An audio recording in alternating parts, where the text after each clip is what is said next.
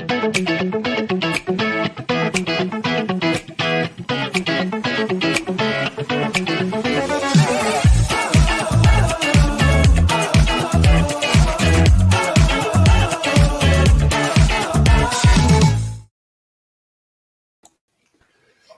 never gets old. Yeah, how's it going? Yeah, don't mind me just dancing over here. Yeah. Hello, Happy hello. Friday. Yes, how are you guys doing today? Oh, such a Friday. I'm Is it? like, yeah. Oh, now that you're actually working, it's know. Friday means something different now. Yeah. How's your job going, Kelly? It's going really well. It's going really well. Yeah. Yep. That's good. All right. Well, I'm super excited to talk with our guests today from Super 78. But I think before that, we have an announcement for the network. Hello. Welcome, Jamie Brandy. Hi. We have some friends of the network on today. Yes. So my name is Jamie Berkowitz. Hi, I'm Brandy Creason. And I'm actually a producer here at TETV, but I am here to talk about something a little different that's not totally TETV related. And it's a new project that me and Brandy have been working on for a long time now, and we officially launched it less than 2 weeks ago. So we're here to quickly just talk about it, and then we can get to the exciting guests at Super 78, who are way more important. But to talk quickly about this new project that we launched, it's called the Essential Art Department. So it is an online learning and resource platform for all things art department in that's film, TV, theater, and themed experiences, of course. So me and Brandy have both worked in the industry in all of these entertainment mediums. So we decided that there was a missing gap to help those who are trying to break into the industry and teach them the essentials that maybe school didn't teach you, or how to just feel confident getting your first jobs in the industry. And it's really unique because the art department is one of the most demanding departments across all entertainment mediums. So your skills when you work in one of these mediums are definitely transferable across other ones. And me and Brandy can definitely speak to that because we've worked in all of these over the years. So one of the first things that we launched with our whole program was our very first online course, which is called Crash Course 101. So Crash Course 101 is a 4-week intensive course that covers all the essentials of working in the art department. And Kyle, I think you can go to the next slide. And it's a 4-week class, like I said, and we designed it with the times in mind. So it's kind of on your own schedule and learn as you go. So the course officially starts on February 15th, and each week new lessons are released on our learning platform. And you kind of take in all the lessons week by week. They're in the form of videos, interviews, audio clips, quizzes, handouts, all sorts of things that make the learning really interesting. But we also think that face-to-face learning is really key. So at the end of each week on Saturdays, we actually have a Zoom call with the entire class and me and Brandy. And that's your time to ask us any questions and go over any of the lessons that maybe you need to touch on a little more. So this is our very first course that we launched. We only have so many spots available still, so we're very overwhelmed by the response and very happy by it. So we are offering a special introductory rate right now since it's our launch. So if you're interested in it, the website will be at the end of this presentation and you can log on more. And you can also look at all the full details of what's offered in this course. But like I said, registration ends February 8th, I believe, and we start officially on the 15th. But this is a course that we plan on offering several times throughout the year. So if right now is not the right time, or if we fill up before you're able to get to it, you can follow us on social media and look for updates of when the course is offered again. So this is our first course, and we also are looking at doing some other things. We have some things in the works and some things that we've also already launched. So on the next slide, Kyle, we have some other fun things that you can do. So our Meet the Art Department interviews are a weekly interview series that we're doing on our blog, where every week we've been interviewing someone new in the art department. Like I said, any of the entertainment mediums, some of them work in theme parks, some of them work in film, some of them in TV. And it kind of is just a quick little interview to talk to us about how they got their start in the industry and any advice they have for people trying to get into the industry. We also are working on special guest webinars, which instead of the several week courses, which we are going to come up with more of those on different subjects within art department, but we're also going to start offering one day kind of like 2-hour master classes on special subjects. So that could be anything from intro to graphic design, intro to prop fabrication, things like that. So those are in the works and will be announced in the future. And then we also, on our blog and website, we're going to be collecting a bunch of different online resources and really trying to build up a community with the art department. Everyone in the art department is always trying to lift each other up, give them tips and tricks to the trade. There's so many different roles in the art department, from set dressers to prop fabricators to scenic designers, everything. So we really want to cultivate a really great community and an area where people can go and just share information and learn new information. So these are all things that we're working on. Like I said, we're only like less than 2 weeks old.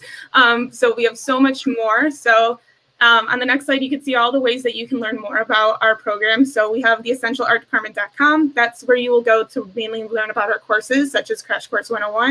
And you can preview the whole curriculum on there and all the details. Our blog, tead.blog, is where all the resources and community things are going to be there. And you can subscribe to that blog. And then we're also on social media. So I don't want to take any more time from this awesome show in Super 78, but if you guys have any questions at all or want to learn more, you can find us on any of those sites, or you can contact us directly on the website. There's a contact button for our email, or on social media. Me and Brandy love to answer questions. We're more than happy to answer any questions that you guys have about the program, but you can follow us for more updates, and we're very excited. Yay, that's awesome. That's so cool that you all, put together that initiative and are starting something from the ground up and doing something for the good of the community. So yeah, that's so great.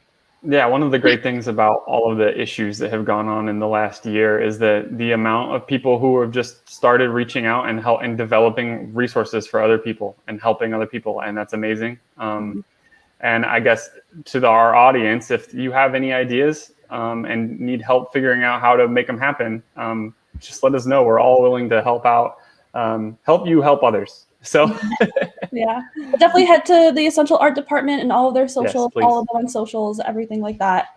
And give them some love over there. So thanks so much, Jamie. Thank you for having us. Yeah, thank you. Thank you. Yay, that's so awesome. I know. Oh my gosh. It's amazing to see what people do in times like these, especially creatives. I'm so appreciative of our community. Speaking of our community, we have some really, really amazing guests today. During our planning meetings, I'm like, oh my God, it's so cool. So if we would like to have them on, Kyle, I know they have some cool stuff for us to see. Yeah.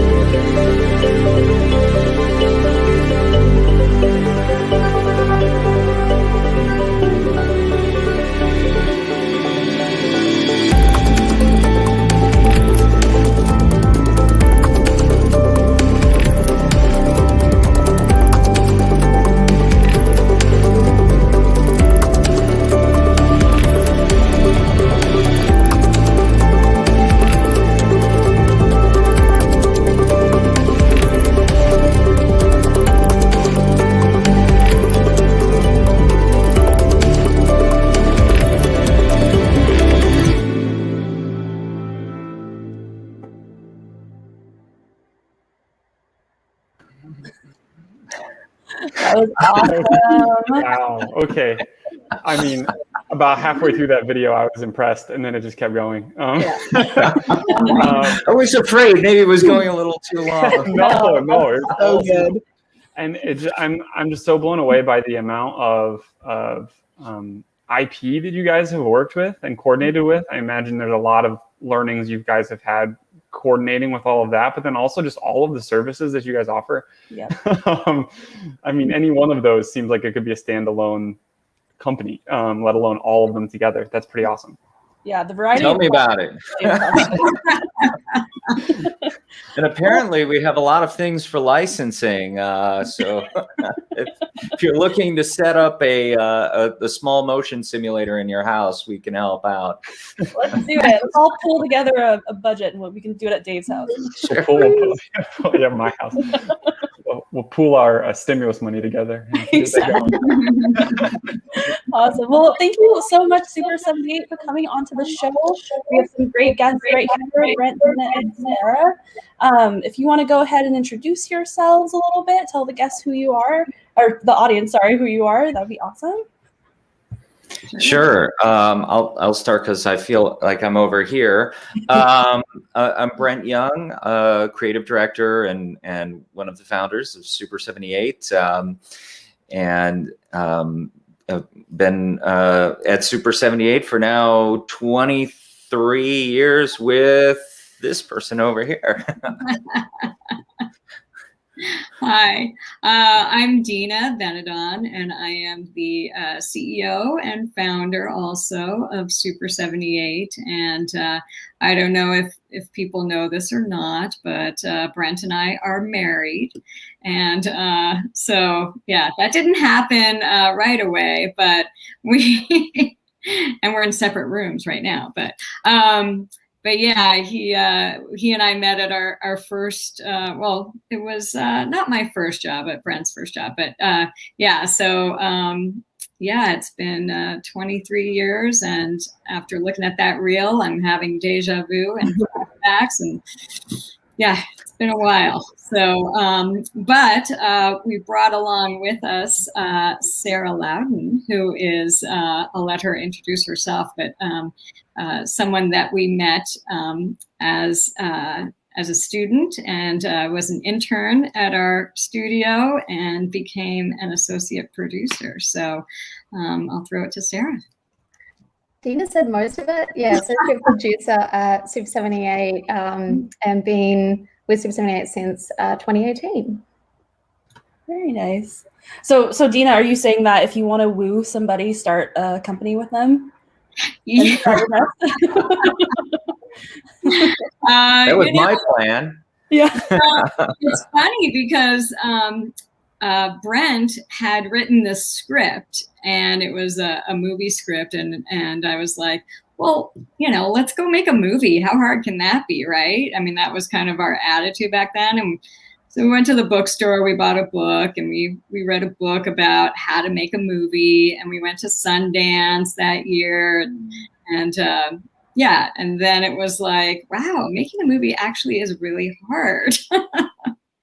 But we did, the script was all about extreme sports, and it was kind of like BMX meets the Bad News Bears, and it was really fun. And so we decided to make it like a little short about BMX, and that happened to be the same year that the very first X Games came out.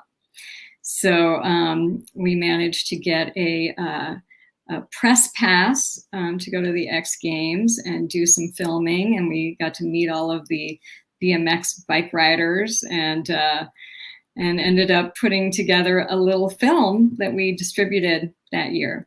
So that was kind of how we started our company. Have you sold the rights to your story to Hallmark yet?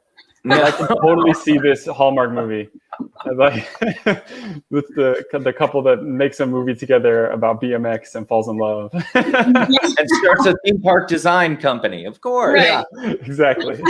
That's the happily ever after right there. Yeah, no, that was an interesting story, all in itself. And it just, when Dina was mentioning that, it just, takes us back so long. We have so much.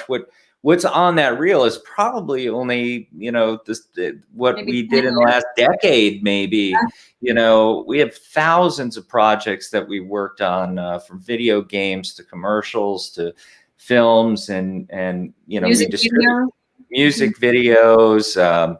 So we distributed that movie. So we made a movie, we distributed it. It's called Viva la BMX. I don't know if it's still out there somewhere, but it's we went into the origins of the sport and we met all the originators. It was a lot of fun to do, but that was really kind of the kickoff of our whole venture.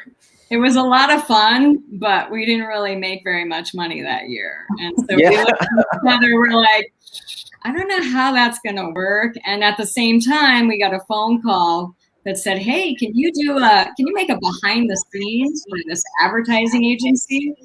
And so that's kind of what kicked off our service side. Nice. That's awesome. So speaking of your services and things like that, we saw that amazing reel in the beginning. Can you tell us just a little bit more about Super 78 and what y'all are about, the types of things that you do? Well, it's kind of evolved over the years. Super 78 really started as a media company, primarily doing media for that's centered around computer graphics and visual effects. So I'm going to use the Wayback machine here. We were at a company called Rhythm and Hues together, Dina and I, and that's where we met.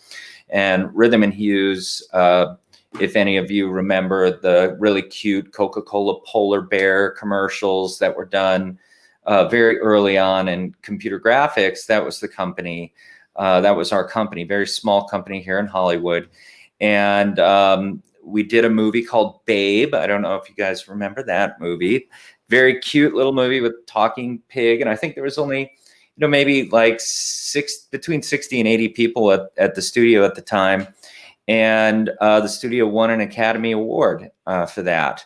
And I was in the editorial department on the editorial side of the team. And so there was the film division and the commercials, and I started working on the theme park attractions, these simulator rides. And that's really when Dina and I met, because she had just moved over to the theme park division also, doing these big rides for, if anybody remembers the Star Trek, The Experience, A Race for Atlantis, Safari. We did some expo projects and IMAX, and it was we were completely on the cutting edge of what was going on in media-based attractions at the time. So it was just a lot of fun, and we wanted to just continue that on with Super 78. And Dina knows a little about the early beginnings on that, because it was young, scrappy, and hungry, right? That's what. Yeah, we started our company, and the company or the business was out of my apartment, and Brent lived in the bachelor pad with like 4 other guys in a house on top of Sunset Plaza Drive, and that's where the editorial was. So that's kind of how we launched, and that was for a year before we actually had an office space. So those were the early days, but it's gone through, Super 78 has gone through a few different lives, I guess, and what we've done, and starting out with really just whatever work we could get. And, I kind of carved out a little niche for myself over there at Rhythm and Hues when I was there. I worked in the commercial division for a little while, but I loved what was happening on the other side of The office, which was animation and visual effects. And then, you know, I went to SIGGRAPH one year and I was like, whoa, this is so cool. Blew my mind totally. And I rode home. This guy gave me a ride home. His name was, or his name is Lauren Lanning, who started a company called Oddworld Entertainment, which is a video game company. And they do, you know it, Dave? Yeah. Yeah.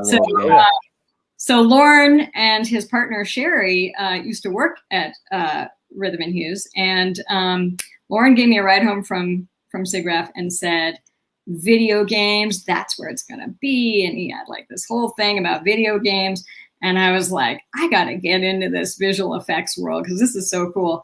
And Sherry was looking for an assistant for her, and I thought, wow, this is my entree into the theme park world and to learn about animation and visual effects. And when I got into theme parks, I thought, oh my gosh, this is so cool. We're making mini 4-minute movies, you know, and I was all about movie making. I wanted to make movies and tell stories that way. But here was an opportunity to make movies, 4-minute films that would take 2 years to make.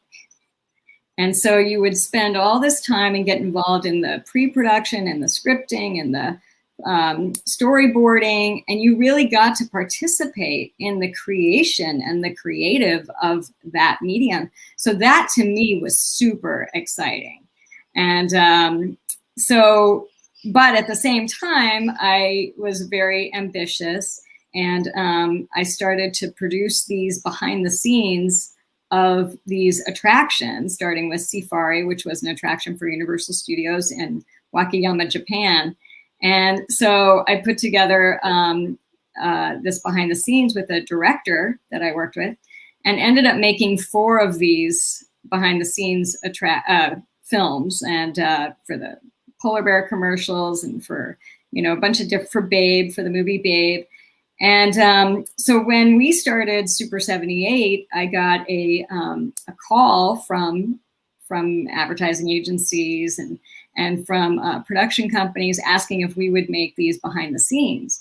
So that's kind of how we got our start, was filming these. We bought a camera, we had the edit system, Brent's an editor. So it kind of started from there. So the company really was built on production and post-production of live action. And then we were able to get into animation by working with a company called Technifex, and our friends over there, Monty Lundy. And Monty and Rock hired us to do some animation for the Hanover Expo in 2000. And so that was another big opportunity for us, and that was really, really fun. But that's, so we did some early work with companies like BRC and Spectra Effects, and, you know, cutting our teeth with show reels and things like that. And we would really do anything. I mean, that was kind of, you know, we were fighting for work and just trying to keep it all going, but meeting people along the way and earning a pretty good reputation of over delivering, essentially. And but really, I think, you know, and this is the thing about Brent, I always said, you know, he could make dirt sound really exciting. And that's the thing about Brent. He just has this enthusiasm for anything. And it's very infectious. And we found that, you know, whatever the topic was, we got excited about it and we dove in head first. And it's like, let's learn about this. And I think that comes from the making of experience also, where we're filming interviews with people and we're really looking for what that storyline is, the through line that goes through there. So you don't have a script per se, but you're interviewing people. It's a documentary style filmmaking, and you're finding what the story is. So in that process, you have to ask a lot of questions, and you're asking questions. You're trying to pull out, like, what is the interesting hook here? And then it comes together in the edit. And so that theme of storytelling is, you know, pervasive throughout our background and history.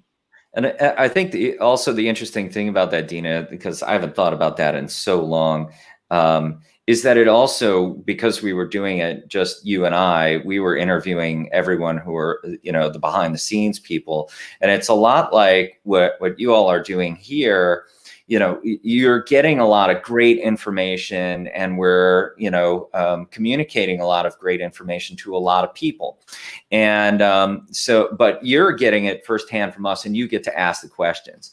And so that was what was kind of so fun about doing all these things, because then you started learning a lot about what everybody's role is on all these different projects. And you got to sit down with the director or the producer or people that wouldn't really give you the time of day normally, and then you're in control and you get to ask the questions, which is great. And it probably led, a little bit to the podcast that we've done the season pass, over the years. And that's why, the questions. But what's funny is, Dina, you and I, we were working on Babe with Academy Award. We did Ellen's Energy Pavilion, right? The CG for that. We did Love Visionarium and Paris for Disney. Fantastic World of Hanna-Barbera. So we're working on all these giant, projects. And then all of a sudden we're like, start our own business, and it's like really starting from scratch. And you really have to have a pretty thick skin and a pretty strong stomach and a lot of humility, right? To be able to take a big step backwards to kind of move forward. And that's what we did. And then jumping ahead, a little bit into, kind of 2010 and beyond, we really kind of expanded the scope of the company. We're doing a lot more design work, end-to-end attraction development, still very much technology and media based. And, later on we might show some slides or some other videos on some of that. But we're as a company, we've evolved so much over the years, but that, initial spirit, the spirit of kind of how hard can it be, and still the, endless curiosity and learning and getting excited about many, many things. It's a blessing and a curse. I find it a lot in this industry, and it's fantastic because we have every project is so different. You have museums and theme parks and every subject and topic, and it's all different. So it's just, you have to be open to constantly learning new things and getting excited about new things, which I think is part of the strength of Super 78. I was going to say that was one of the things which I loved about Super 78 was the diversity of projects, but also the fact that, it's almost, I love learning. And anytime I talk to somebody in the company, be like, can you explain that technical concept? Or I haven't heard that term. What is it? Particularly starting as an intern, I didn't have all the knowledge to begin with. So it's great to be across so many different projects and different concepts. And around the world. I mean, Sarah, you deal with clients now and vendors everywhere in the world. So it's also just like, and luckily she's from Australia, but it's not only, about the technology or the projects, but it's also about how to deal with people and interact and share ideas with people all over the world in different cultures. Which, Sarah, like, how is that for you? Because I know we've had a long time to do that, but we kind of threw Sarah in the deep end of the pool. Let's just say. Yeah, I think the first project I was really working on was in the real beginning as the Dino Land bus tour, the immersive tunnel attraction, and went straight into calls with China, which also, because of time zones, would only start at 6 o'clock at night. And anyone who's been on calls with a Chinese attraction, I love the calls, but it's amazing to have so many people on the call that it's just totally different to working, I think, with any other type of vendor or type of client. Yeah, totally. And Sarah, kind of as the fellow young professional here on this panel here, I would love to hear more about your background and how you got to Super 78, what you were doing before, and like you said, you're from Australia too, so that's so great that we have more international folks getting involved in the industry. Definitely. I initially didn't really even think that working in theme parks was a job. I guess it never really crossed my mind. And I actually really wanted to get into immersive theater. I saw Sleep No More in New York with my family, was like, this is it. This is what I'm doing with my life. And actually studied event management and did things with events and tourism, and a lot of internships, actually. I did one which I was working with the Australian Tourism Board for Vanuatu, and events where there were themed events in, ironically enough, also dinosaurs, with like a museum. It was very kind of night at the museum kind of vibe events.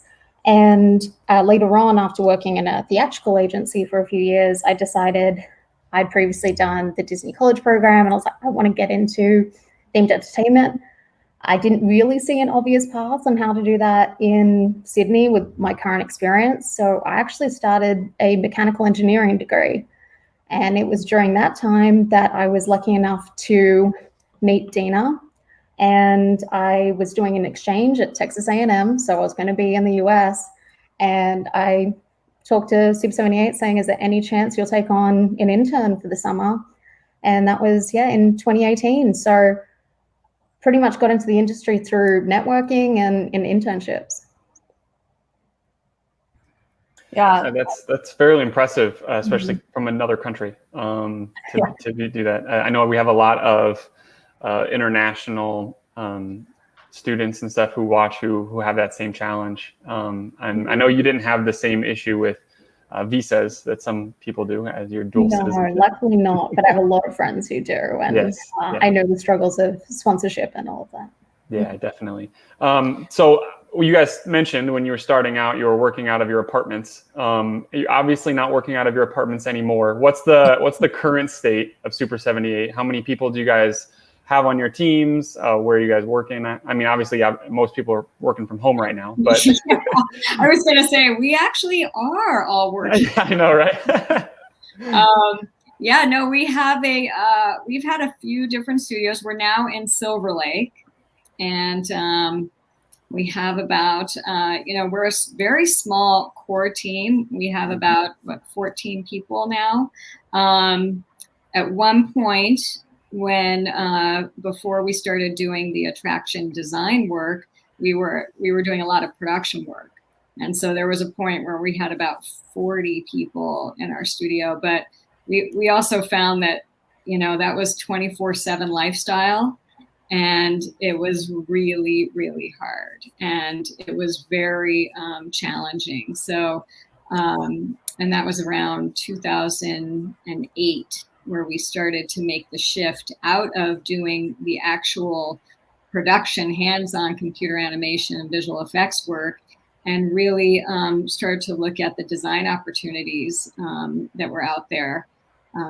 So we started to get into that. But so now we have, our team, our core team is here in Silver Lake, and then we have virtual teams that we work with all over the world. So it really depends on the project. And, and Sarah and Brent can talk more about that, but we look to cast our team per the project. So whatever the project may entail, it might be best suited for one team over another. But we do have a couple of partners that we work with on a more regular basis. And they are in Eastern Europe. So it really is such a global industry, and that's what I love so much about it too. I mean, the places that we have been and traveled to, is just so exciting. And you just meet so many incredible people along the way and get to learn about different cultures. And so it's been really fun. Been quite a ride, literally.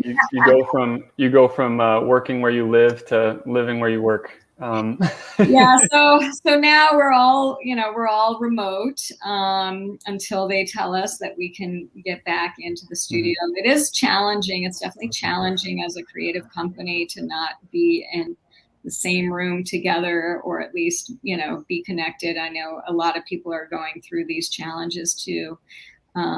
So it's very difficult, but yeah, we were just a couple of us went back to the studio yesterday because we do have hardware that obviously has to get maintained. We have server farms there, and also we ship systems out because we develop technology when there isn't technology to do our attractions. So we were reviewing some of the latest software developments yesterday, but it's just going back into the office. It's just so quiet and just weird, to not be there and have that kind of just walk in the door and everybody's moving around and papers and phones are going, and it's been a definite shift. But I did want to get back to Sarah for a minute and her story, because I think, one thing we've had a tremendous amount of success with, and certainly with the theme of the show, I would put out there to anyone that can get in through internships with companies. We've had so much success with that, and it really gives you an opportunity to try a whole lot of things, as a young person, without making, a commitment. But if you find the right fit, and there's a bit of a relationship that starts to build somewhere, and you find that right fit, then it's a great way in, because sometimes the company doesn't even know they need you, right? Like, and you come in and you prove yourself so valuable to the organization that you just say, like, we want you to stay after your internships, and we've done that many times. We also, have extended people who have been just really great, and they want to keep working on the project that they're on, and they don't want to leave. And so we're like, okay, let's do, we'll keep doing a little bit more of that. And so we've had a lot of success, and I would certainly recommend that for anybody to just pick their top 20 and try to go, get in the door that way. Start early if you're, in school, but even if you're out, even if you're graduated and, you're looking for an opportunity, it is by far your best way in. Wouldn't you say, Dina, on that? Yeah, I totally agree.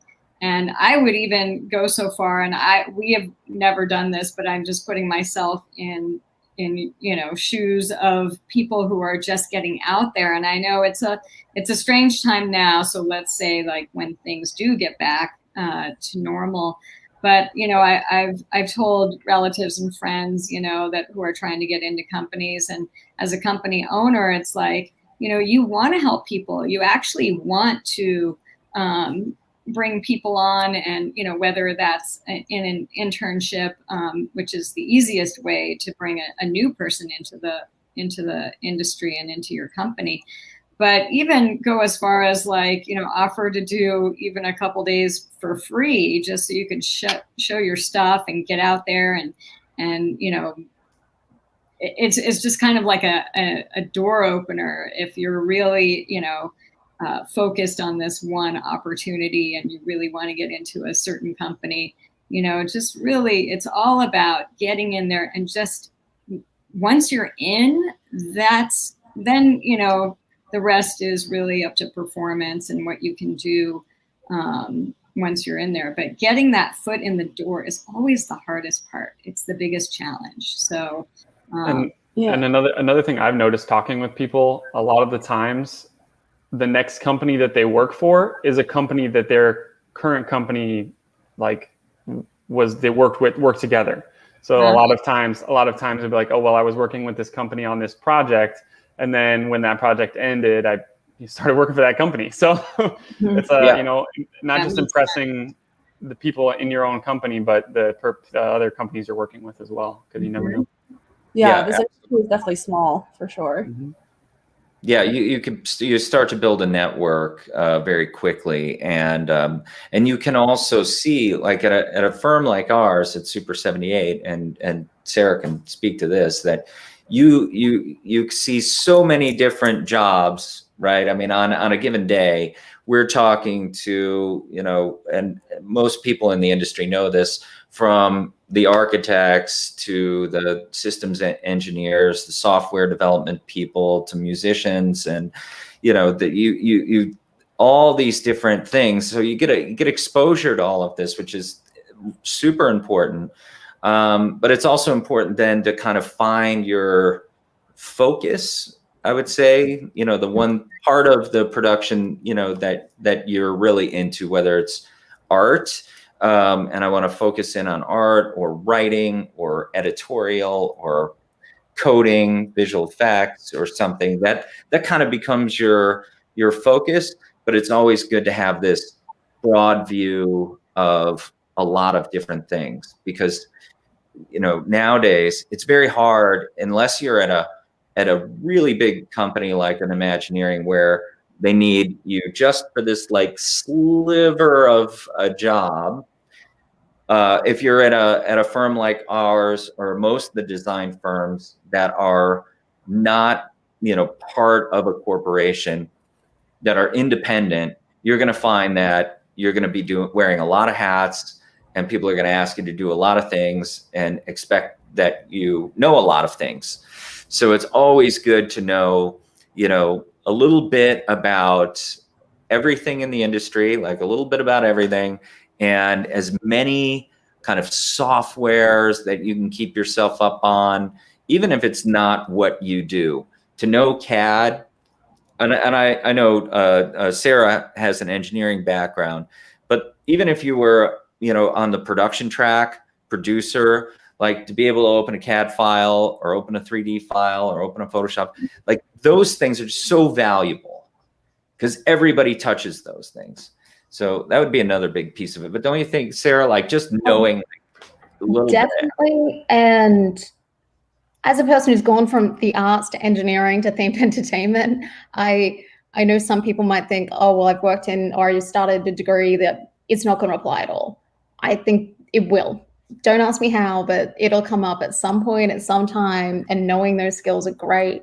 And even another thing for internships, I think it's a great thing to learn, either through seeing somebody else's job, or even if it's not in the internship you enter in, you can learn what you do like and what you don't like. And I think learning what you don't like can actually be sometimes more important. Like I've volunteered in an asylum place and had an asylum seeker refuge center, and I had this person was trying to make me like troubleshoot or gateway their iPod from like 2000. Couldn't do it. Pretty soon realized I don't think I want to stay in IT. Like IT, not for me. It's just not a skill set I'm maybe that great in. But I think that's all part of the journey of narrowing in what you're good at, what you want to do, and what you're passionate about. Yeah, it's definitely good to have like skill sets in your back pocket as well. But I think it's also a personality thing, right? Showing that you are eager to learn, even if you don't know, taking those opportunities as learning opportunities for sure. Dina, sorry, you were about to say something.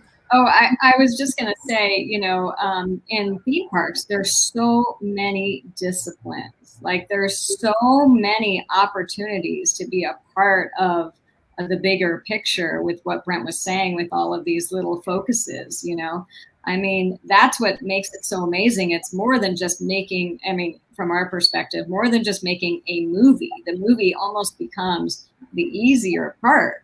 It's how to incorporate all these other elements on top of the storytelling, But I was going to say one more thing about Sarah that's really impressive, which is her networking skills and ability. I mean, just watching her, how she goes into, all of these different areas, and just her communication skills. And I would say, above all, that's like really, really important, because no matter how good you are at anything, the only way people are going to know that you even exist is if you get out there and tell them. Mm-hmm. Become your own salesperson, essentially. And so you really have to, hone those skills how to sell yourself and how to be a part of these different worlds. And you never know also where that opportunity is going to come from. Mm-hmm. You have no idea. In the very beginning, we didn't have any work. And, I was the networker, and I'd get out there and I'd have lunches every day. I'd be out there, and Brent's like, why are you having a lunch with your cousin? I don't get it, And I'm like, look, I'm filling my lunch schedule every day of every week. And trust me, the energy is going out there and something will come back. And sure enough, we'd get a job or an opportunity out of left field that we had no idea was even possible, because that's not where our attention was. But if you put that energy out into the world, and that's what Sarah has been so good at doing. Look at where it leads you. It's magic,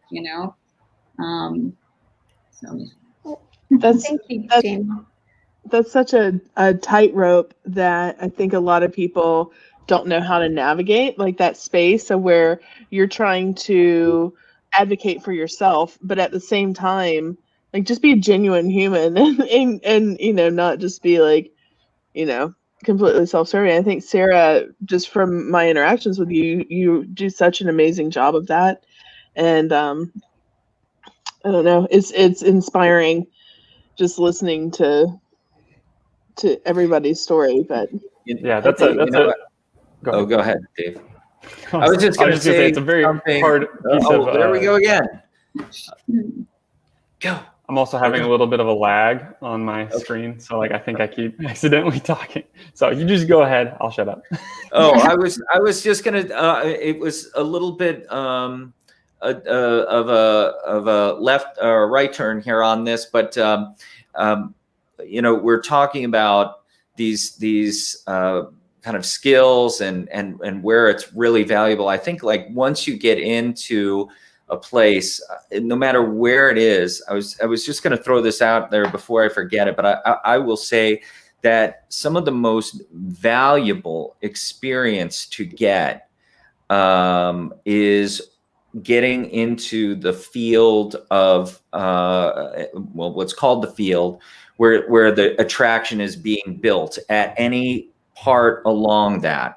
That is where where the rubber hits the road, everything's coming together, and you really understand from a designer or concept artist, and for us as media providers, there were years that we were delivering attractions and never went to see how the whole thing came together. We just kind of delivered the media, and that was it. And then we said, well, you know what? We're going to go out there and make sure that this looks right on the screen, and we're going to go in and tweak it and color correct it. And it was at that, moment that it was like a lightning bolt hit about, all the people that are here. And again, for the networking, once you're in the field, that's where everybody is at that final, putting it all together. And so you're meeting everybody, and it's kind of like there's a camaraderie there, because you're up against challenges, you're up against deadlines, you're up against all kinds of things you never thought about before. And everybody's trying to solve problems together, and everybody's open to ideas wherever they're coming from. So even as an intern or a first gig, if you have the opportunity to be like, yeah, I'll run those plans over there and do whatever I need to do, that is going to give you such a leg up, and also open your eyes to the fact that building large entertainment scale entertainment projects like this, it is a construction job. It is which always blew my mind. I never really thought about that part, but it is so important to get that perspective. And be there on the field. I would just throw that in. I wanted to throw that nugget out there, because it took me years to understand that. And if I would have known that earlier, I think, we probably would have been another 5 years before Dina and I would have been doing that earlier, Absolutely. And like with this advice too, you're going to see some of the coolest stuff, right? Like when you actually go firsthand. So why not take the opportunity by all means? Even if it's a dirt hole. Yeah. You know? You'll see that dirt hole and then you're like, oh, this is going to be awesome. Like I can then see the end product for sure. It's the best dirt hole you have ever seen. Right. The most expensive dirt hole you've ever seen too. Just kidding. But we're kind of talking about, you know, all of these kind of in-person opportunities and a lot, you know, when you're in the office together, what can you do to, you know, make the most out of your time and things like that. But we're definitely in a different landscape now and these unprecedented times. So could you talk more about like maybe, you know, what folks can be doing now while we are still in this digital landscape? Like what advice do you have for networking within that? Being, you know, opportunistic within the roles that you have in these remote type of positions. Do you have any advice for that? Definitely. I think one thing, networking, which it took me a while to realize this. I think when I first started out as a student, I thought networking, I had to be meeting like the CEO of companies. Like one of the biggest and best network, well, if you're still at, you know, university, and particularly if they have a university club, and you can join that about, you know, themed entertainment, that is amazing. We actually do have a production intern currently, and I didn't know at the time, but she found out about the role through the TEA university kind of group, because a different one of our interns was like, oh, I'll spread the news, I'll put it out there. And it was kind of through having that already established network that she was able to find out about our internship.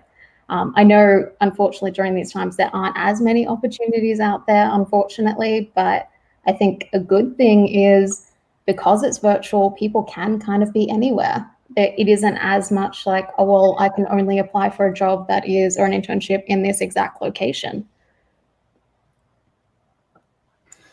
Yeah. And I think we've always talked about it, but networking during this time has opened up a lot of avenues that wouldn't normally be there. There are a lot more people who are willing to hop on a Zoom call or a phone call that normally would be, you know, so busy at their office or, you know, only be going to TEA events in person that you wouldn't normally have access to. So especially for those people who live in a place that doesn't have a lot of activity, you know, not Orlando or LA or wherever, you know, if you're in India or Australia or whatever, and you want access to some of these people, it's more available than ever right now. So. Yeah, I mean, I would look at all of the trade organizations, you know, whatever discipline you're in, whether it be, you know, animation, there's a trade organization for that. I'm sure the art directors and, you know, everyone's got something. And if whatever you're interested in, there's a trade organization for that. And I would dive into all of those and probably, I'm sure they're all hosting webinars and other, you know, interactive Zoom opportunities or whatever it is. So that's where I would start if I were in that role. But I'll tell you, you know, I think now is the perfect time to really hunker in and build some skills. I mean, you have every opportunity to take classes and just continue building your value and your worth, you know, and adding to your skill set in any way you can, because it is kind of a weird, quiet time. And, you know, I know a lot of people do need to work and, you know, bring some money in, but if you do have the time to invest in yourself, I think now is the perfect opportunity to do that. Yeah. And it may be, you know, a little bit before things get back to where, you know, we were roaring. Everything was on all cylinders before COVID.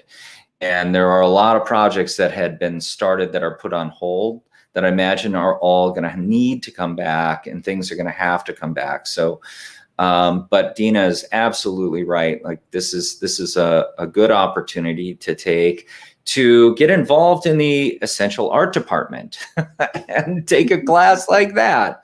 Because that looked fantastic. And it seems like there are so many online resources right now and people out there looking for ways to help others, and I would take advantage of all of that. And as Dina said, learn as many skills as possible. It's so interesting. The world of attractions, if you're following the trends, you can see where things are going. So, advanced, understanding at a minimum, some software development around real-time, whether it's, or interactivity, whether it's, VR, AR, XR, real-time animation out of Unreal or Unity or something. That kind of thing is hugely responsible or hugely valuable, and those are the kind of things that we're looking for right now. But those are the trends that are happening. You can look at the trends and see, and I'll tell you, if you just take the tutorials on some of these things and spend a chunk of time, a month or two, that is enough that if you got an internship somewhere like a Super 78, we'd be, oh, great. You have a little bit of experience. You could open this file, you can manipulate it, you can tell me if it's right or wrong, and then pass it along. Just having a little bit of knowledge on that, on these things, very helpful. Mm-hmm. And speaking about like the new media that's coming about, I feel like there's new technology, every day that people are implementing and things like that. Kind of going back to Super 78 itself, it's really cool to hear about your story and where you started from, and now you're in this digital landscape that is so cool. Can you kind of talk about that journey with Super 78? And also, like you said, Brent, like how do you stay on top of the trends? Because again, there's so much new technology out there. How do you stay involved and make sure you're still in the game and things like that? I think Dina mentioned it earlier that, there's just, you have to have just a love and curiosity and a love to learn new things. And, we've always been, we found ourselves together at a visual effects studio, which was just about the nerdiest place in all of Hollywood, right? It was the epicenter of, like, before nerds were cool, that's kind of where we all found ourselves. Everyone at that studio was the president of the AV club, me included. So it was, if you have a passion for, technology and you start to see where the pieces come together. And what's great about the theme park industry is that what we do to make new attractions or new things is we're really like making a stew, or where we're taking, like, I'm going to take a little of this and this ride system, and then this cool new lighting thing and this projection mapping thing, and we're going to like mix it all together, and then now you got Mickey's Magical Railway, right? Like it's all the things that are out there, all these pieces, and then we're just kind of pulling them all together with a little bit of your unique spice to it. But that's the magic and how you keep up on everything. We're not really, things aren't starting from ground zero. We're always building on the tried and true, right? So we all have to be confident that this is going to work and we're going to get thousands and millions of people through this attraction safely. So we need that confidence. So we need that tried and true, but we're going to add this new thing. And what new thing is out there? And that's what's exciting, finding those new things and, putting those together. And it's hard too. I mean, Sarah and Dina, it's hard to develop at the same time, do R&D while you're doing, service work. And so that's like a balance, because the R&D stuff it's pretty fun, but you can get sucked into also the world of constantly developing like new things where you get so far out of something that's actually usable, but it's super cool, that you really have to drag yourself back in and go like, okay, we need to focus on this, but we'll put that on a shelf right for later.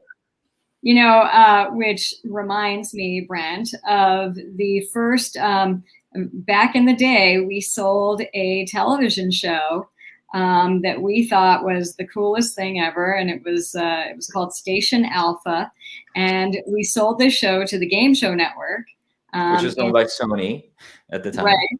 Yeah. And it was in 2000, and at the time we were doing a lot of cinematic work for video games, and we had also executive produced the very first video game award show that was being held in Las Vegas. And so we had developed this idea where an animated character would actually go inside the video games and interview video game characters. So it was like an Entertainment Tonight kind of thing, Access Hollywood, only with an animated character. And it was a great idea. And it was way ahead of its time. I mean, they got it, but they didn't know what to do with it. So, fast forward to 2008, and we are brought onto a project for Universal Studios in Singapore to develop another system where an animated character could talk to the audience. And that's when Geppetto was first born. It wasn't named Geppetto at the time. It was a system, and it was very very big and cumbersome. And since that time, it has been retooled, it has been improved upon, and now we have a Geppetto system that is very robust and so easy to use. And that's something that we developed internally because we saw a need in the industry that this could serve. And that's been a really exciting ride for us, so to speak. Yeah, all of again, thinking back to your sizzle reel, like so amazing. And digital media is kind of like my little pocket that I'm super interested in. So hearing you talk about all of this is awesome. And it's really cool too to look at, your journey and what you're doing now and what you were talking about, Dina, like you were ahead of your time, but now, film production studios are using these game systems for their like effects and things like that. And even esports now is this huge thing with a production side to it. So everything that Super 78 is doing is extremely relevant to so many industries. So right. It's awesome. Yeah. And then that's where you got to keep going forward. Right. Mm-hmm. Right. So years back, 3D came to the movies. Remember that? All movies in 3D. Right. Well, that really came out of the theme parks. Right. So Terminator 2, or T2 3D, which was the first big 3D adventure, show that Jim Cameron got his hands on. When he put those glasses on and he started shooting 3D, he's like, I've got to do my movies in 3D. And Jim Cameron really pushed that into the theaters. So, suddenly 3D became less of an attractive technology for attractions. It's actually going to come back again because 3D kind of went away for home use and theaters. So you'll still find it in attractions, but that's the same thing with live animation. It's going to be the same thing with VR or XR, AR. These things are, you get the technology, but you always have to be the next step ahead because this is all going to find its way. Everybody's going to use it. And then we have to move on to the next thing. And that's it's kind of a scary place, but it's kind of the place you have to live. Yeah. And in theme parks, we always used to say, we called it like the Petri dish, because it really is where all the experimentation happens. And you see it. And then, what Brent was saying, it's like we get so accustomed to it and we're like, oh, 3D, 4D, but then you look out into the world and people who are not involved in theme parks or who really don't go to theme parks or whatever, they don't know about these things. It's kind of where we're able to really push the envelope in terms of technology and really experiment a lot with what the future could be. And it really comes out of a creative source. I mean, it goes way back to, Walt, who really developed and created this whole world for us, and talk about a man who, really was so in awe of everything and just so excited about the future and technology and storytelling and all of this. And he really, really paved the way for all of us. So it's pretty and a great segue, Dina, into other things.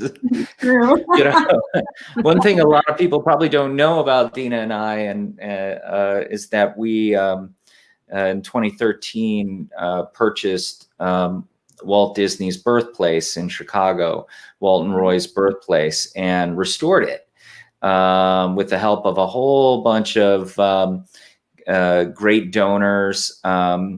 And, you know, that was kind of a side project for us.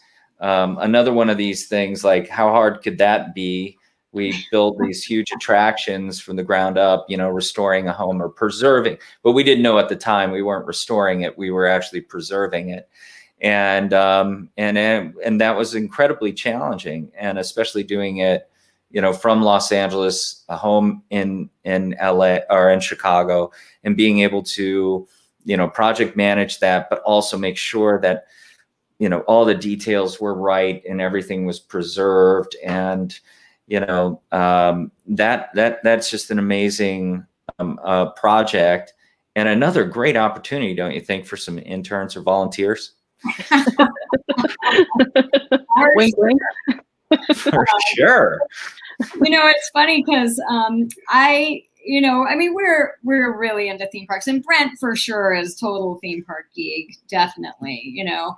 But I didn't really know that much about Walt Disney and kind of the history of it until this opportunity came about, and we started diving into the family and just the history of the man. And I got to tell you how amazing this person, this human being was, to be able to come from where he came from, you know, very, very poor family, and just hardworking, good, salt of the earth kinds of people who really instilled upon their children, you know, the opportunities that America gave to the people, to the citizens of this country. And I think that's what really spoke to me, you know, and why it really encouraged us to want to do something and to actually save a piece of history. And that really affected a lot of different people and a lot of different industries, in movies and animation and television and theme parks. And my gosh, this man was so excited about the world and did so much in such a short time. It's pretty amazing. It is an amazing story. And you know, the more we got into the history of the house, and not to detract too much into that, but finding, you know, all of the, that, you know, there was a larger family that lived there. They all lived in this very small house, but that, you know, his brother Roy really raised him. And that partnership that created all of this stuff was really a partnership that was lifelong, this family relationship that none of this, we probably wouldn't even be on this call right now if it weren't for that partnership, not Walt alone, because he could not have done it alone, but with Walt and Roy together, and that family bond, and how important that was to make what we have now, you know, our reality. And frankly, the entire theme park industry kind of owes itself to Walt's genius and his the thing that everybody said was he was going to fail, right? Like nobody thought that was going to work. A very strange story when you get into like how he actually was able to pull it off. And in such a short amount of time, you know, people don't realize they built that whole park at Disneyland in a matter of months. I mean, they had like, you know, a year, but really construction started just in a matter of months, no time at all. And we can't even build one attraction anymore in 3 or 4 years or 5 years, different times. But it certainly, to learn the roots, I would say for people that don't know about, you know, the stories of where the theme park industry came from, I would say reading some biographies on Walt Disney, some theme parks. I'm looking over here. There's a great book I have. It's a little paperback. It was written by a couple of friends of ours, David Green and Steve Alarcorn, called Building a Better Mouse. I don't know if you've ever read that book or heard of it, but it's about Epcot. Now Epcot was built. Fantastic. It's very nerdy, but it gives you like some insight on the field, right? The install and what challenges you come up with, but the history is very important, right? To learn, and our industry is very young, and just to get that ethos of that we're always innovating, we're out front. You always need to learn more skill. You always need to learn. You can't ever get like set in my way of this is what I do. I only do this, and people are gonna. It doesn't work that way anymore, especially not in the theme park industry. And you see that theme in Walt's life from a very early age. And he was born in this house in Chicago, him and his brother, and lived there till Walt was almost 5 years old. And just that imprint that happened in those early years stuck with him. And it's just such an amazing story. And I was going to say, if you want to learn more about him also, millions of books, of course, but the Walt Disney Family Museum in San Francisco is so incredible. And I haven't been to their website recently, but I know that they do a lot of, they're doing a lot of virtual experiences now.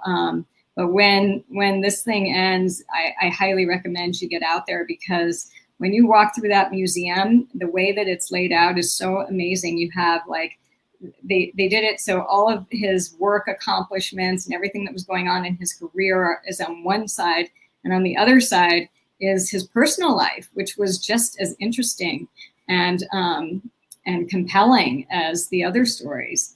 So, and I just want to say one more thing. What we're really trying to do with the birthplace, it kind of set us off on this tangent, and we started to digging into the history. We found out about Walt's involvement with a company called Ozell, which his parents had invested money into, and it's a jam jelly company that also had some soda bottles that we found, and so we ended up buying that brand, and that brand that had been abandoned, and we relaunched the soda ourselves.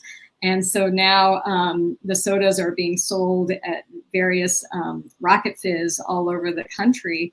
And the proceeds that we get from the sales of that soda is going into the home itself.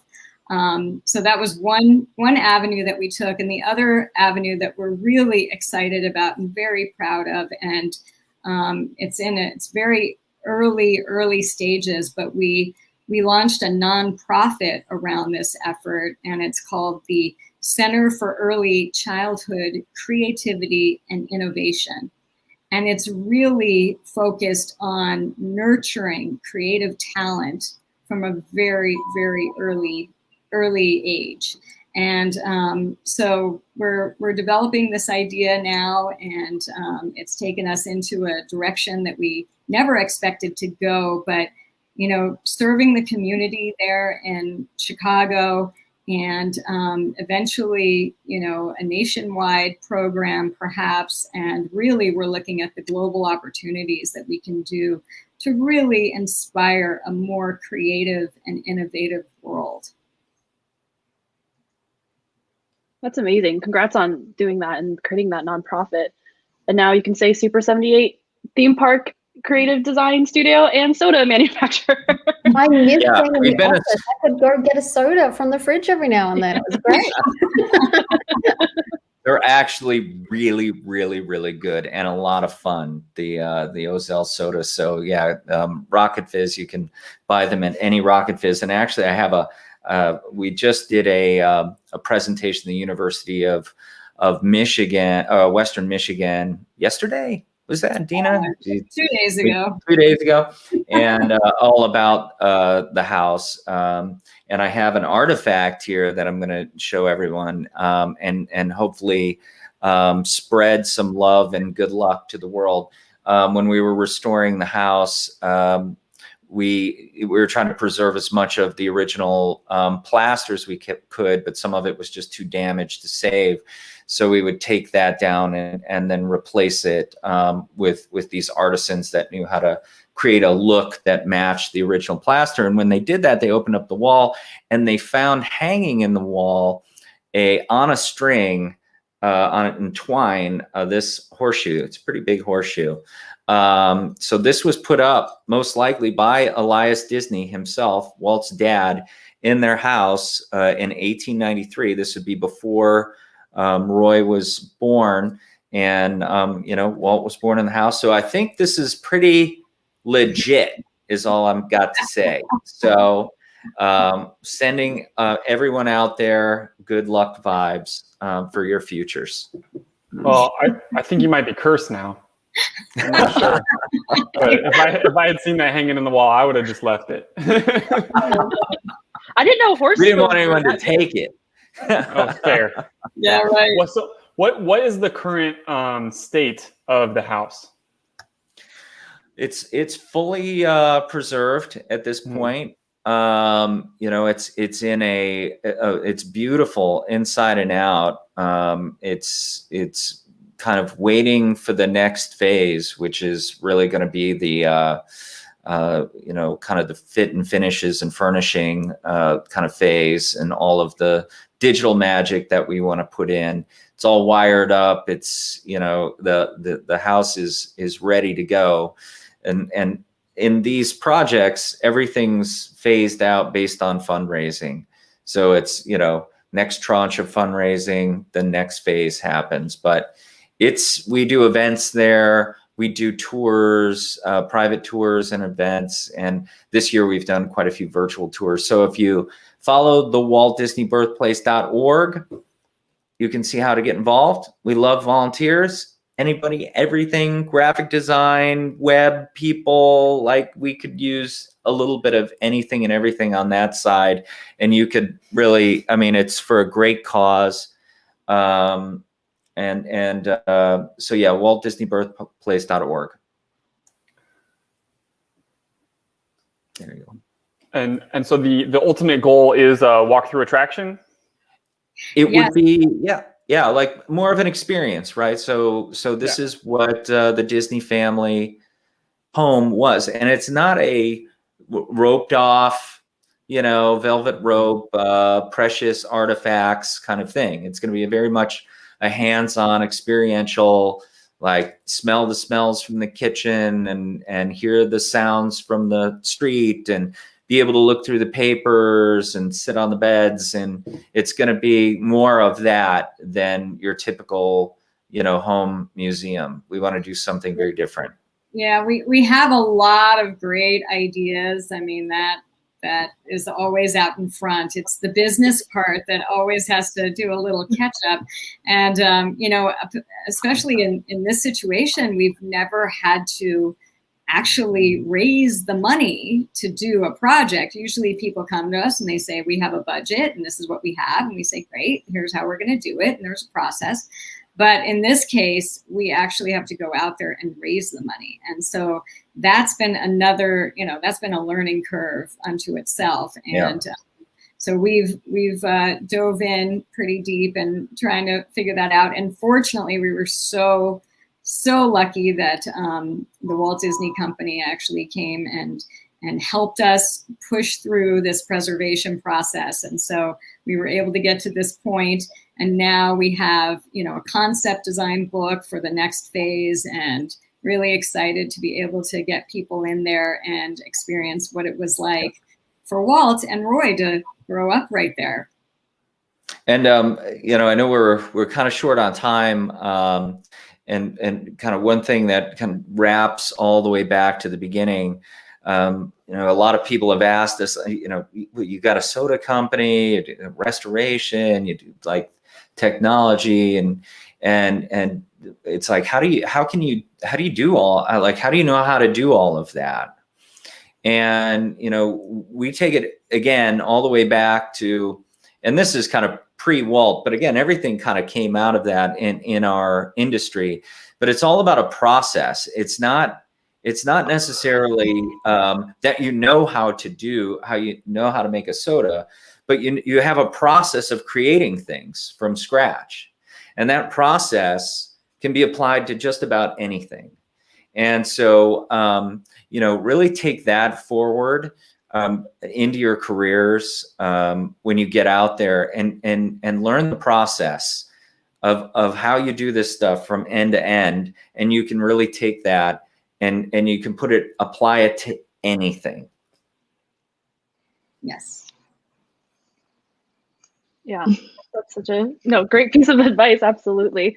And like you said, Brent, we are coming towards the latter end of the show. So if anyone watching has any questions for our guests here on the panel, please do post them in the comments, Facebook, wherever you are.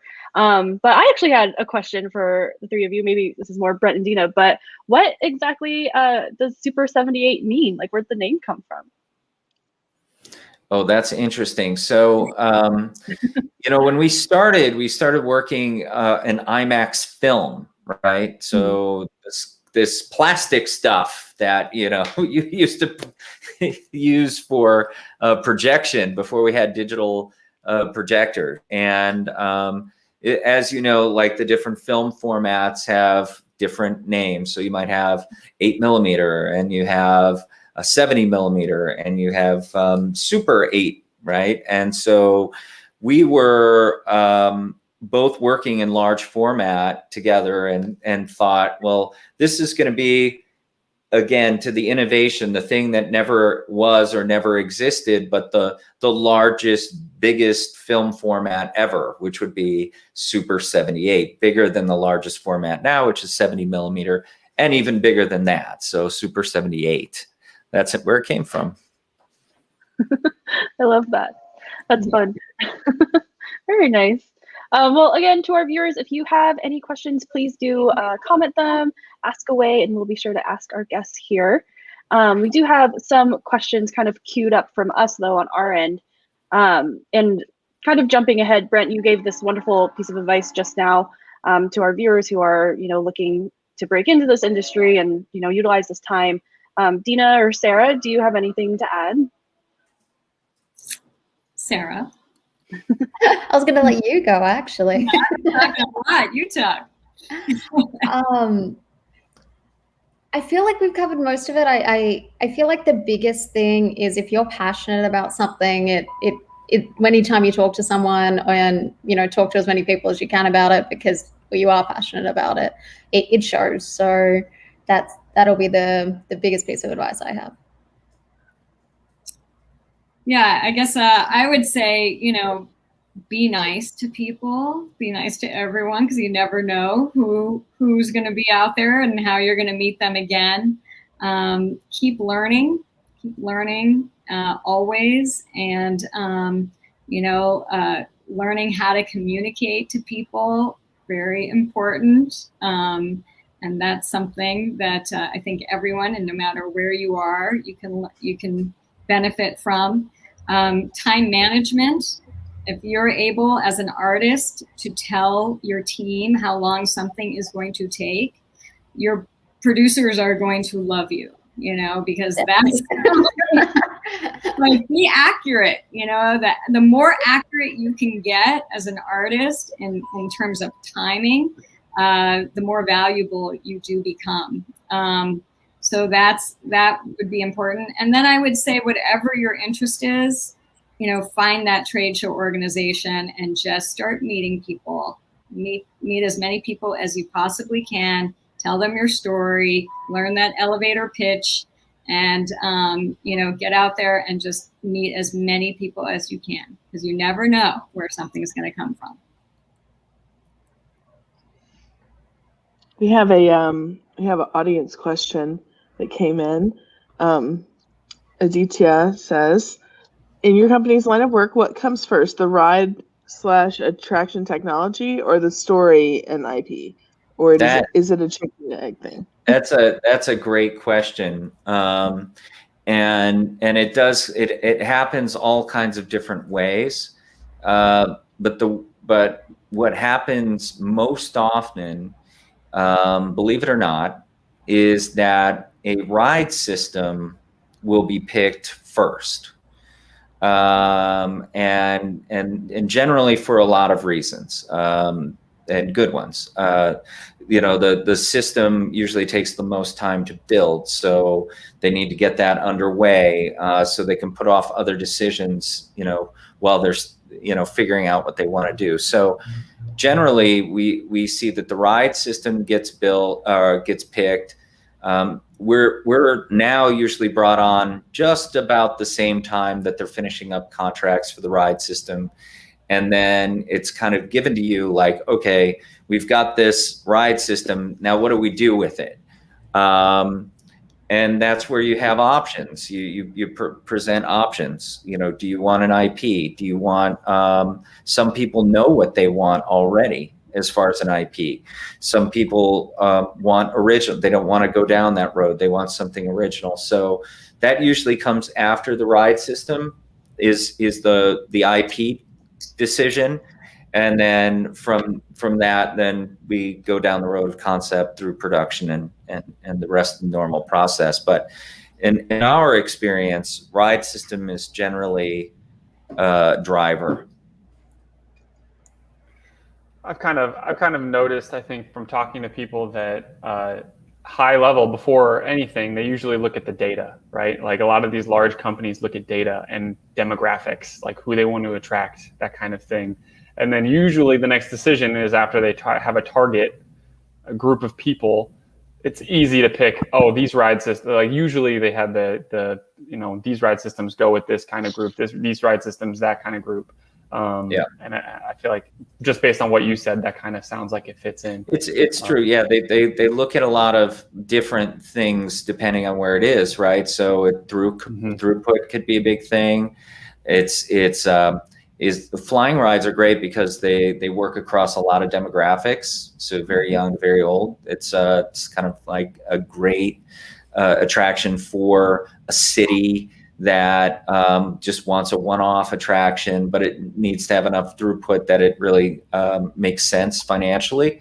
Because in a park, you can spread the risk out across a whole bunch of different things. So things don't need to make financial sense the same way they need to do if you're going to build a one-off attraction. But generally, you're right. It's about the data. It's about the audience they have. It's about the kind of throughput that they're looking for, and then they go through the attraction portfolio list and say, yeah, let's do a simulator or a VR attraction or a flying theater.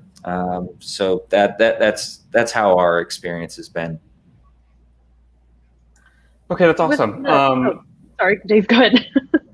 Well, I was just going to ask another kind of last question for you guys. We obviously really appreciate you guys coming on to the show and your time and advice that you've given all of us. But what is something that our audience can do for you? Is there somewhere we can check you out, support you, anything like that? Sure.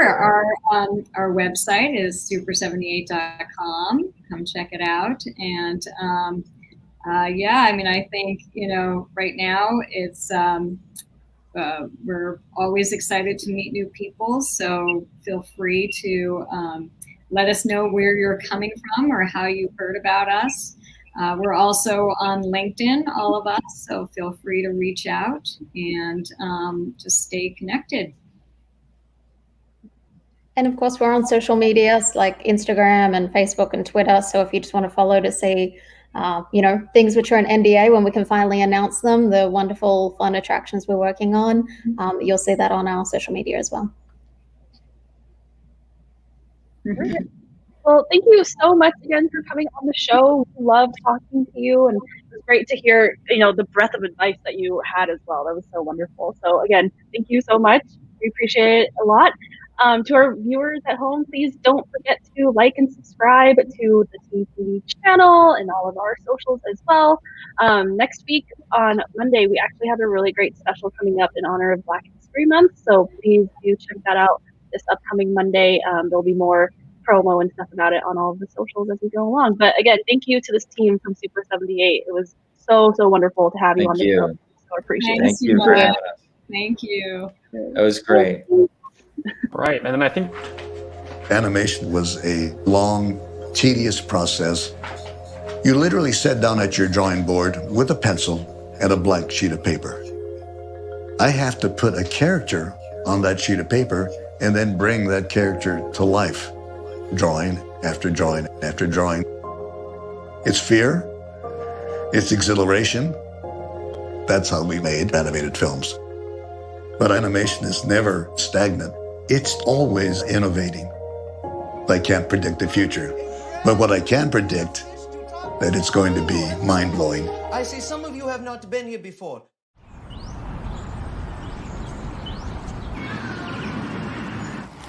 Silver Lake used to be the Hollywood back in the day. Walt Disney and his brother started the Disney Brothers Studios here. My first film at Disney was Sleeping Beauty, way back in the 1950s. The animators were required to do around 5 feet a week. 5 feet of film footage would probably be 5 or 10 seconds. This is the mecca for animation here in Silver Lake. It's just such a natural place for us to be. Super 78 is a content, design, and creative studio. We create attractions and experiences from flying films to interactive characters to 4D dark rides. Our clients come from all over the world. We work in China, India, Europe, here domestically. We're always on the lookout for new technology. The Surface Studio is an amazing, versatile piece of technology. It's not just our input and our training and our real-time system. It's also a production tool that we use on a daily basis. The future of animation from a production standpoint is real-time animation. Real-time animation, creating live animation characters that are believable and being able to display them in real time. So you can instantly have a reaction from an animated character. Geppetto is Super 78's proprietary software developed for real-time animation. 10 years ago, it was just racks of servers. It took 2 rooms of equipment to power this one character. Cut to 10 years later, and we've compacted all of that firepower, all of that amazing technology into the Surface Studio. Oh my goodness, look! A brand new school of fish to talk to. Hello, hello. To produce real-time animation, we really need a professional performer to have those characters express themselves. Would you like to try a whale song with me? I thought so. Okay. I have the headphones that I put on, a controller, a microphone, using the controller to create some of the movement, but then also the touch screen of the surface itself allows me to have a natural experience from the character. You can easily adjust the height of the device. You can adjust how the buttons are laid out. It's very customizable for each performer. So everyone, now close your eyes. Having that creative freedom is something that I value because then I get to express myself fully as a performer because the system is giving me all these possibilities. Wow! I can't believe I'm in a brand new world! We started to develop our own characters. Deep is this amazing little puffer fish. Developing a new character like Deep, he starts out with a sketch.